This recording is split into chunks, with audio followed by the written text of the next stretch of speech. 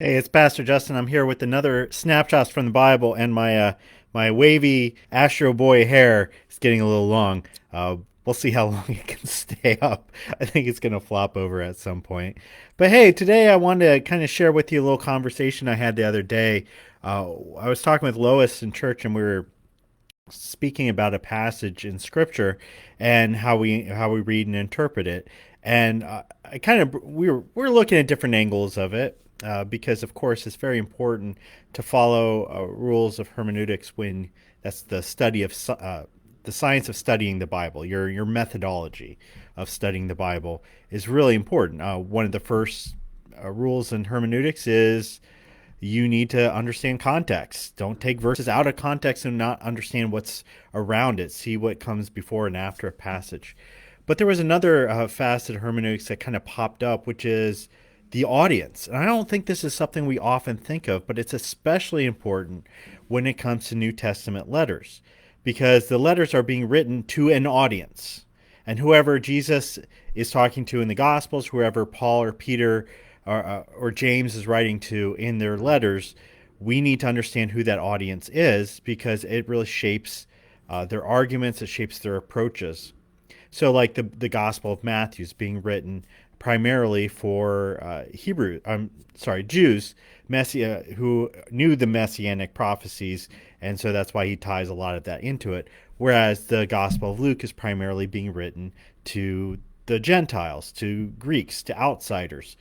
So I want to look at one passage today to kind of illustrate this and Paul's approach to bringing the gospel to people.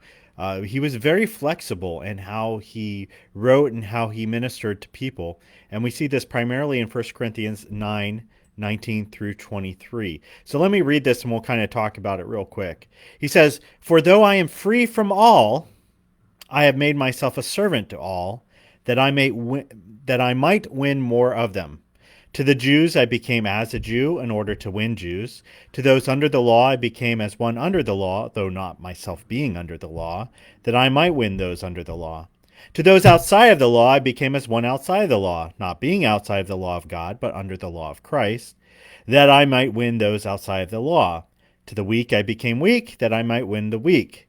I become all things to all people, that by all means I might save some. I do it all for the sake of the gospel, that I may share with them in its blessings." And so we need to really understand what this passage is saying and what it's not saying. And what it is not saying is Paul is not saying you need to be a chameleon who wears a million different masks and you change your personality all the time. And you are willing to, like, say, if you're reaching out to pornographers, you are willing to dive yourself into the world of pornography. No, no, that's not what he's saying. In fact, he painstakingly goes out of his way and says he's not sinning at any point doing this. But what he's doing is he's shaping his ministry as a missionary who's reaching out to different audiences and different crowds, different walks of life. Paul is willing to meet them where they're at as long as he's not compromising his faith and he's not disgracing Christ by doing it. So when he's ministering to Jews, man, he says, even though I don't have to, I'm still gonna obey all the Jewish customs around them. It's not sinful to do that. I know that they don't save me, but I will do that because it creates a common point of reference. It makes them more open to receiving my message, and it makes me understand them where they're at. So he's willing to do that. And then he says, well, when I'm with the Gentiles, I'm not gonna live more as a Jew and with the Jewish customs. I'm gonna live more like they do and reach out to them where they're at. If somebody's weak, I'm not gonna barge into them, into their house and be all swaggering and all that. I'm gonna be weak too, and I'm gonna be. The way I interpret that is he's being vulnerable to the people who are vulnerable. So he wants to be all things to all people. He wants to meet people where they're at. He wants to understand his audience, uh, make sure he's a servant to his audience, and then speak to his audience. And so that is such a wonderful way to understand how we are to reach different people in our lives. Uh, the wrong approach would be say, well, I'm above you all. I'm a Christian. I know all the right things. I know, I'm better than everybody. I'm saved. I'm redeemed. You guys have to rise up to my level. And whereas we look at how Christ lowered himself to the status of a servant, we need to have a servant mentality. And that's what Paul is really trying to encourage us to have, is to look at an audience, to look at people that we're trying to reach out to and meet them where they're at. What are they interested in? Maybe I should be interested in that too, as long as I'm not sinning. If they're really interested, when I was a youth pastor, a lot of my kids were interested in sports. I don't care about sports. It's just not a thing that I care about.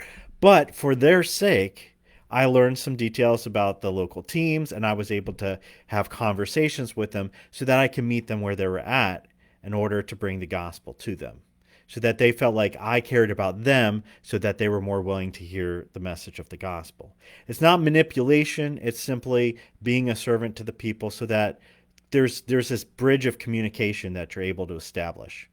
And so Paul just gives us a really great example of how to do that. Don't compromise your faith. Don't compromise the Bible and the scriptures and what you're commanded to do there. He says he's still under the law of Christ, and that's awesome, that he wants to please Christ above all, and he wants to love Christ and follow his commands.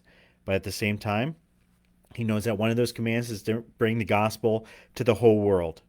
And so he's willing to do that. And we see this, of course, with a lot of our missionaries, that before they go into a place, they study the customs, they study the culture, and they lower themselves to the status of that culture. I'm not saying that the culture is always under, but they adapt to that culture, and they try to understand it and fit in it as much as possible, as while still being a Christian and not compromising that.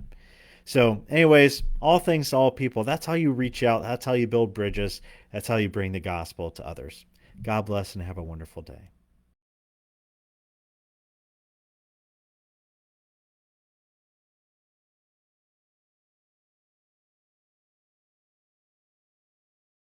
Do you know Jesus as your Lord and Savior?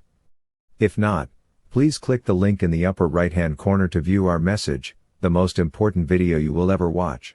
Join us for worship Sunday mornings at 10:30 a.m., either in person at 2595 Elmwood Avenue in Kenmore, New York, or on Facebook at facebook.com/KNOXEPC.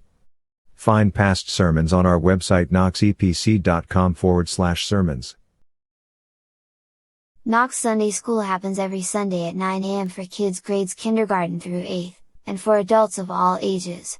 Email office at knoxepc.com for more information.